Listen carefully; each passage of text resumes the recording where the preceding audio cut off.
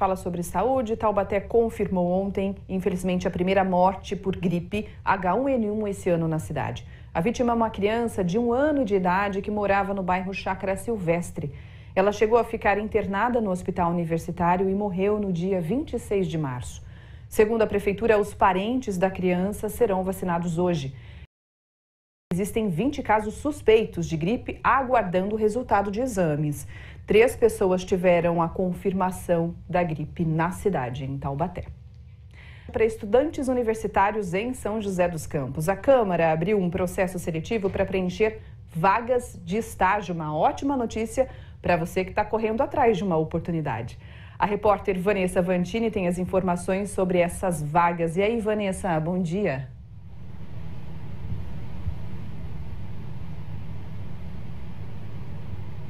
Olá, bom dia, Águida, bom dia a todos. Olha, são vagas para diferentes áreas para trabalhar aqui na Câmara de São José dos Campos, mas os interessados precisam se apressar porque as inscrições vão só até domingo. A gente tem um feriado aí no meio dessa semana, né? Então é bom ficar bem atento. Eu estou aqui com o supervisor do CIE que vai explicar melhor esse processo, porque o processo vai acontecer tudo pelo CIE, inclusive as inscrições também.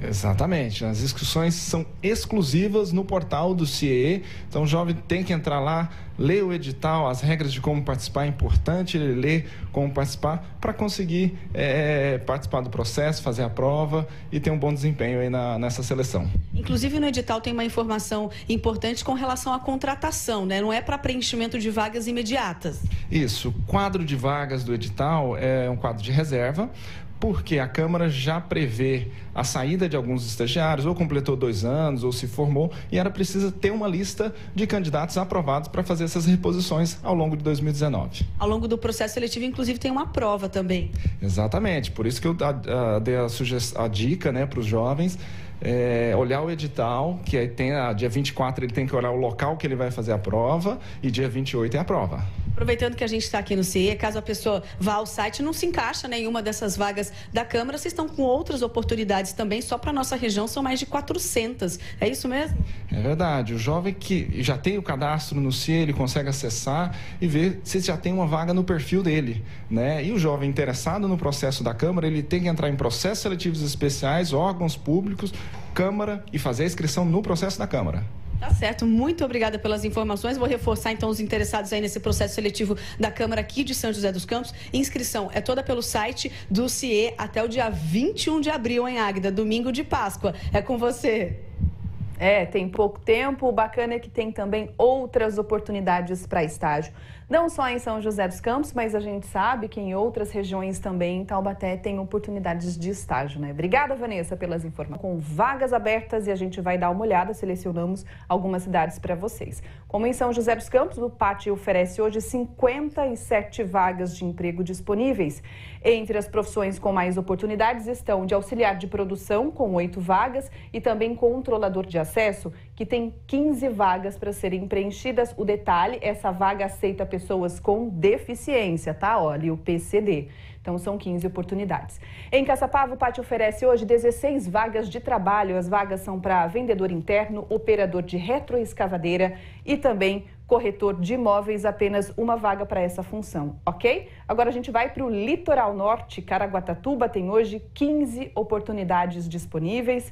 Entre elas tem para farmacêutico, mecânico de embarcações, uma função bem específica, e também consultor de vendas, tá? São algumas que nós selecionamos, mas vá até o pátio da sua cidade, que com certeza também há oportunidades de emprego hoje, tá?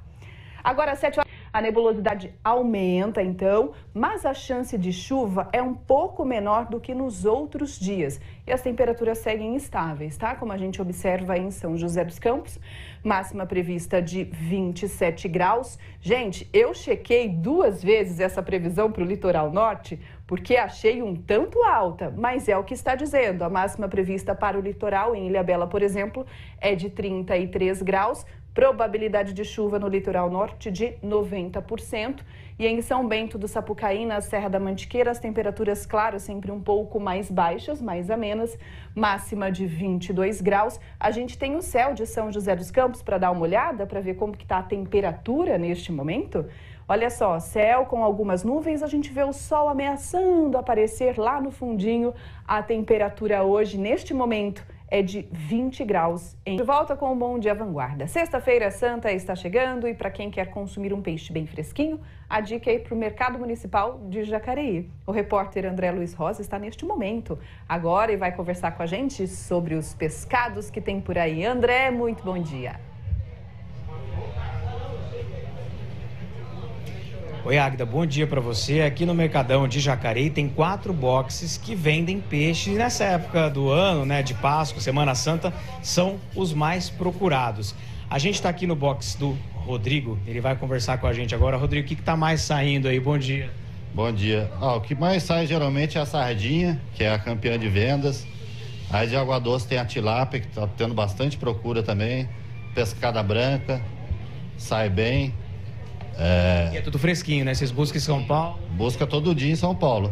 Passa a madrugada indo buscar o peixe e para estar entregando pro pessoal fresquinho todo dia. Agora a gente falou dos mais baratos, só que o Edgar vai mostrar aqui do lado direito agora, tem um peixão na balança aqui, é o dourado, esse aqui tá R$50 o quilo, esse aqui tá dando 280 mais ou menos, é um peixe que serve bastante gente.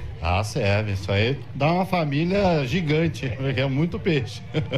Tá certo, Rodrigo, obrigado pela sua entrevista. A gente vai dar uma circulada aqui no Mercadão de Jacareí. Tem esse outro box aqui, tem cação, tem também camarão. O camarão tá no defeso, mas o que o pessoal tá conseguindo vender é o camarão cinza, que é aquele camarão de cativeiro, né? Que eles criam em cativeiro, então por isso eles conseguem vender. Tem, o Rodrigo comentou tilápia, pacu, tainha, pintado, curvina. Tem bastante opção aqui pro cliente. Vamos tentar falar com alguém que tá já logo cedinho, 7h43, comprando um peixinho. Deixa eu falar contigo aqui rapidinho, você tá levando para que dia? Para sexta-feira ou para domingo? Sexta-feira. Quem vai fazer? A patroa. Você sabe como é que ela tempera, como é que é? Em casa é alho, sal e óleo. E tá levando quanto? E alho, 2 quilos. Qual peixe você tá levando? Peixe espada. Espada, é bom? Bom. E na Páscoa não pode faltar peixe, né? Como é que é? É a tradição já milenar, né? Então não pode faltar. Certo, obrigado pela sua entrevista, tudo fresquinho. Só falando a questão dos horários aqui no Mercador, aqui de Jacareí. Hoje e amanhã funciona até às 6 horas da tarde e na sexta-feira santa até meio-dia. Só um detalhe, na sexta-feira só funciona esse lado aqui dos boxes onde vendem os peixes. Então o Mercadão abre só na parte dos fundos, então o cliente que quiser consegue comprar peixe fresquinho para poder aproveitar a sexta-feira santa e também o domingo de Páscoa. Estou atrapalhando aqui, voltamos ao estúdio. Águida, com você. Para você ver, André, você começou o link mais tranquilo e o movimento está crescendo aí no Mercado Municipal de Jacareí. Normal, tá tudo certo. Agora 7h48, em Atibaia, uma iniciativa de um artista plástico está aproximando as crianças da rede municipal de ensino com a arte. Além de conhecerem de perto como são feitas as esculturas e outras obras, esses estudantes agora terão um desafio: criar um desenho que fará parte de uma exposição na cidade. Que criança adora fazer arte, a gente já sabe. Agora, e ver arte? Será que elas gostam? Como ele fez a arte com a madeira, né? Como que ele lixou, como que ele preparou os pedacinhos.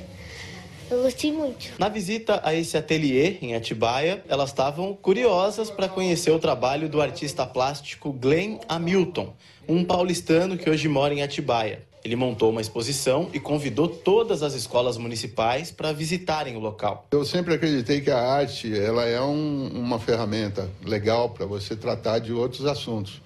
De inclusão, de autoestima, né, de socialização. Eu acho que a gente tá precisando falar muito sobre essas coisas, né? Então, toda oportunidade que a gente tem com as crianças, eu acho bacana a gente poder abordar isso. A exposição do Glenn tem quadros e esculturas de ferro, aço, madeira. Algumas, inclusive, são famosas. Essa, de aço galvanizado, foi usada na decoração da novela Geração Brasil, da TV Globo, em 2014. Conhecer o artista, ver as obras de arte de perto, entender como elas são feitas. Nesse momento, a ideia é que tudo isso sirva de inspiração para esses alunos, porque o projeto não acaba aqui. E na próxima etapa, eles é quem serão os artistas. E a missão já foi dada. Todo mundo aqui vai ter que produzir uma arte com o tema Sonho de Criança. As melhores vão para uma exposição no Centro de Convenções de Atibaia. A criança é um símbolo muito claro da vida, né? Ela tem um universo amplo, eles são muito dinâmicos e isso é a vida. Então, acho que a criança ela simboliza muito essa possibilidade da vida, que é infinita. Eu, você, as pessoas, quando a gente começa a querer criar alguma coisa, não tem fim. A partir de agora, são os professores que assumem. E aí as aulas de artes devem ser ainda mais produtivas. Eles tendo um contato, poderem ver como é feito esse tipo de obra, facilita na hora da produção deles. Eles vão ter que produzir alguma coisa e eles tendo um contato direto, é uma coisa mais concreta e eles conseguem depois reproduzir bem melhor. Esse desenho aí que vocês vão ter que fazer, o que você acha que vai sair lá? Você vai tentar? Porque vai ter uma exposição também com isso aí, né? Vai sair, eu acho que muito legal. Daqui a um tempo eu vou conseguir ver o seu trabalho lá então? A polícia apreendeu anabolizantes e remédios durante uma operação em Taubaté. O material estava em 2 casas no Jardim Maria Augusta. Ao todo, foram apreendidas 95 caixas de sibutramina, um remédio para emagrecer que é de uso restrito, além de 40 caixas de anabolizantes.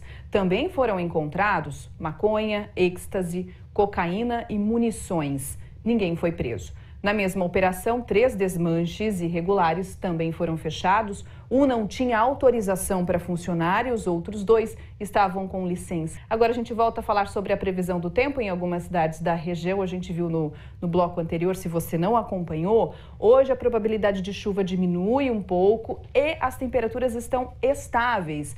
Taubaté, a máxima chega a 27 graus. A gente tem imagem ao vivo para mostrar para você Taubaté. Céu com um pouco de nuvens, neste momento está fazendo 20 graus de temperatura. A mesma previsão para a região de Atibaia, olha só, de 27 para 26 é o que está oscilando na nossa região de Atibaia e Bragança Paulista, em Nazaré então, máxima de 26 e em Cachoeira Paulista a probabilidade de chuva não passa dos 30%, máxima de 28 graus. Agora, às 7h54, vamos falar sobre esporte. Seguinte, quando a gente fala que um time ganhou de goleada, o que você imagina? Tipo 10-0, 20-0? Exagero? 20-0? Nada disso.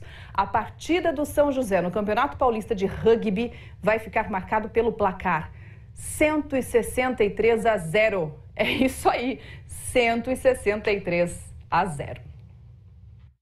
Que o time de rugby do São José é bom, não é novidade. Mas na rodada passada do Campeonato Paulista, eles fizeram algo que não se vê todo dia. Venceram o Bandeirantes, um time da capital, por 163-0. Olha só a súmula da partida. Não teve nem espaço para marcar todos os pontos. Tiveram que improvisar um asterisco ali embaixo. Se você não entende muito de rugby, vou tentar explicar o que esse placar significa. É como se em cada minuto de jogo o time marcasse 2 pontos, do início ao fim. A gente não tem muita noção de quanto está o placar assim, durante o jogo, por ter sido tantos trás corridos assim, mas a gente colocou na cabeça que sempre estava 0-0 o jogo e sempre querer estar na frente do placar. E foi isso que aconteceu, foi só consequência de tudo que a gente trabalhou durante essas semanas. O placar é recorde no campeonato. Nunca ninguém venceu por uma diferença tão grande.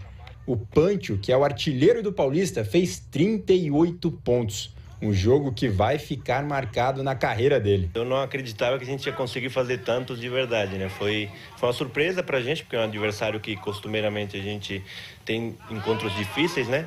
Mas dessa vez não foi o caso e bom pra gente que conseguiu esse resultado, né? Na memória vai ficar pra sempre. O resultado, o númerozinho lá, o 163 aí, tá guardado. Mas acredite, esse não foi o placar mais elástico da história do São José. Em 2006, a equipe venceu um time do Rio de Janeiro por 220-0. Só que de lá pra cá, o esporte se desenvolveu, o que torna placares assim centenários ainda mais raros. O Duda, que hoje é técnico do time, era jogador naquela época. E por ter vivido a experiência de um placar desses dentro do campo, ele sabe que o maior desafio agora é que os jogadores mantenham o foco daqui para frente. Trabalhar muito mais o mental, porque senão a turma se infla e acha que tudo vai ser fácil, né? Então tem que, vamos pôr o pé no chão, a coisa mais realista. São José, de antigamente, é um São José e essa geração agora é uma geração que tem crescendo, né? A gente vem de um projeto de 3 anos, então faz parte também esse desenvolvimento psicológico e mental dos jogadores. O São José é o maior vencedor do Campeonato Paulista, mas não ganha o estadual há 2 anos. Que esse placar elástico seja um sinal de que, se depender de vontade, o troféu vai voltar para a cidade. Acho que a gente está na hora de tomar o que é nosso de volta, que o São José sempre foi referência no rugby brasileiro e é isso, queremos tomar o que é nosso. Não vai ser por falta de ponto. Não vai ser por falta de ponto. Pelo menos por isso não, né? São José Rugby volta a jogar no dia 27 de abril contra o Pasteur em São Paulo. Ao lado do Jacareí Rugby, os joseenses são os dos líderes.